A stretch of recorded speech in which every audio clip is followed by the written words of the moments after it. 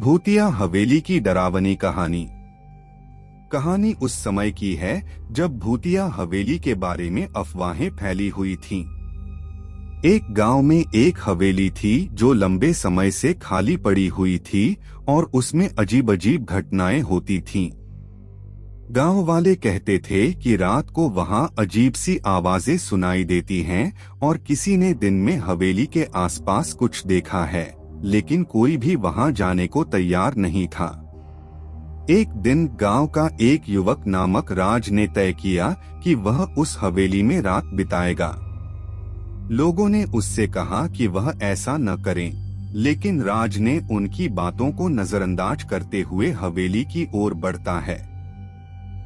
रात के समय हवेली में बहुत अजीब सी आवाजें सुनाई देने लगीं। राज थोड़ी डर के साथ हवेली के अंदर बढ़ता है। वहां पहुंचते ही उसने देखा कि हवेली के भीतर अंधकार में कुछ छिपा हुआ है। धीरे धीरे रोशनी बढ़ती है और वह देखता है कि वहां कई पुराने सामान और विभिन्न चीजें हैं। राज ने समझा कि शायद गांव वालों की अफवाहें गलत हो सकती हैं।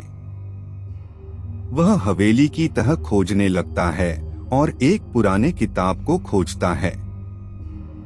जब उसने उसे खोला तो वह जानता है कि हवेली का मालिक एक समय में बड़ा आत्मज्ञानी था और वहां कुछ विशेष धार्मिक गतिविधियां होती थीं।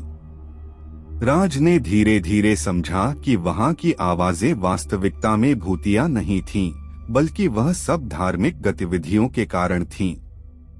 उसने वहां की चीजों का संबंध जोड़ा और गांव वालों को सच्चाई बताई। इस कहानी से सीख मिलती है कि कभी कभी हमारी भूतिया और डरावनी दृष्टि से ही नहीं, बल्कि विशेष समय और परिस्थितियों के कारण हो सकती हैं।